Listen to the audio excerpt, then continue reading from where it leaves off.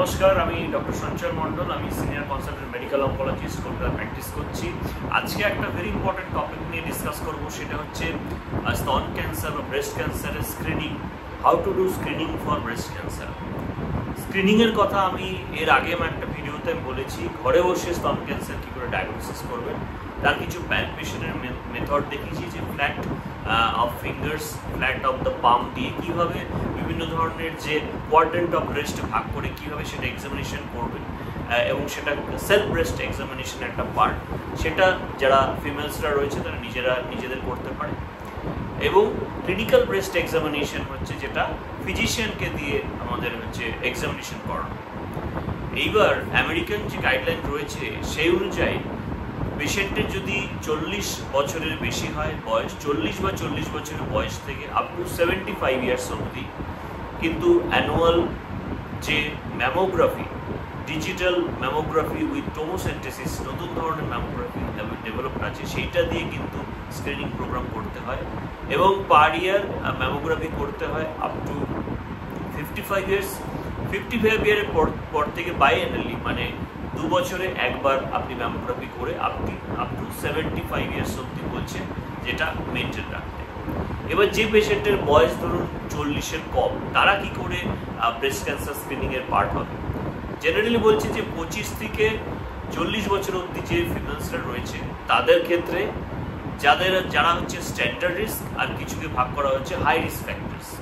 Standard risk মানে হচ্ছে যাদের কোনো ফ্যামিলি হিস্ট্রি নেই, যাদের BRCA1 BRCA2 মিউটেশন পজিটিভ নেই, যাদের ফ্রমিনি যে সিনড্রোম রয়েছে বা লিঞ্চ সিনড্রোম রয়েছে, এই ধরনের কিছু জেনেটিক সিনড্রোম যাদের নেই, তাদের ক্ষেত্রে হচ্ছে তারা স্ট্যান্ডার্ড রিস্কের মধ্যে পড়ছে। যাদের মাল্টিপল ফ্যামিলি হিস্ট্রি নেই, যেমন first degree relative, secondary relative আর থার্ড ডিগ্রি রিলেটিভ, যাদের ব্রেস্ট ক্যান্সার বা অন্য কোনো ক্যান্সার নেই, তারা এই স্ট্যান্ডার্ড রিস্কের মধ্যে পড়ছে।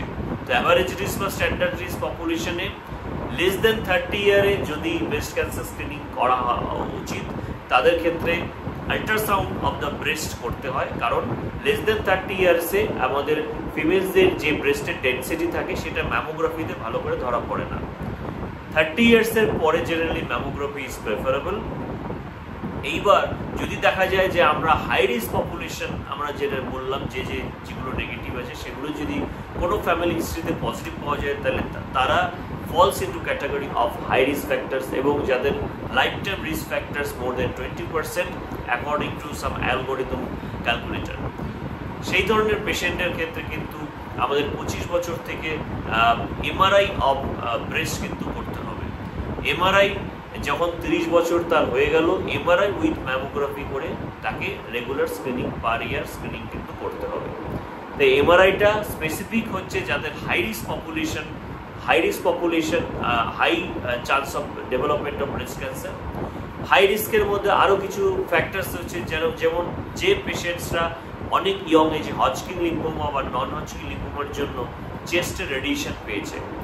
জেনারেলি এটা বলা হয় যে চেস্টে যেদিন রেডিয়েশন পেয়েছে তার থেকে 10 বছর বাদে জেনারেলি ব্রেস্ট ক্যান্সারের হাই চান্স অফ ডেভেলপমেন্ট থাকে। তাহলে যে পেশেন্টের থোরাসিক রেডিয়েশন বা হয়েছে ডিউ টু দ্য লিম্ফোমা অনেক ইয়ং এজে, তাদের ক্ষেত্রে কিন্তু এই ধরনের স্ক্রুটনি ভেরি ইম্পর্টেন্ট, তারা falls into the high risk categories.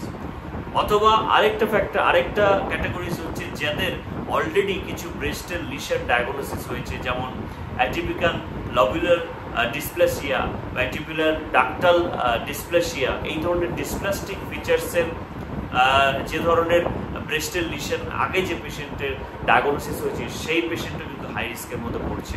তাহলে আমরা হাই রিস্ক পেশেন্টসদের ক্ষেত্রে MRI breast preferable less than 30 years.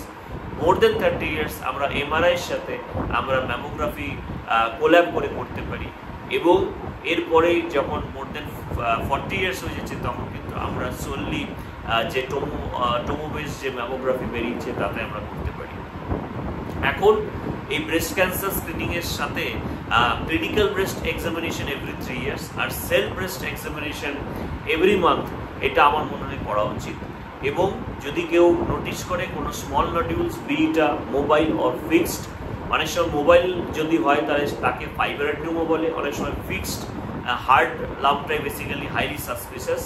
কারণ আমাদের যে আল্ট্রাসাউন্ড বা ম্যামোগ্রাফি হয় এতে আমাদের বাইরের স্কোর থাকে, সেই স্কোর অনুযায়ী আমরা ক্লিনিশিয়ানসরা ডিসাইড করি যে which patients will undergo biopsy and which patients don't need any biopsy.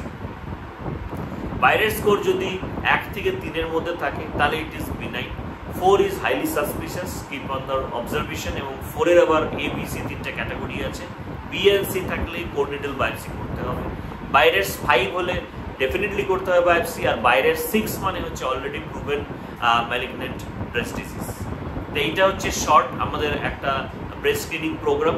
Breast screening নিয়ে যদি কোনো রকম কোনো কোয়েশ্চেন থাকে, কনফিউশন থাকে, প্লিজ আমার নিচে কমেন্ট সেকশনে জানান।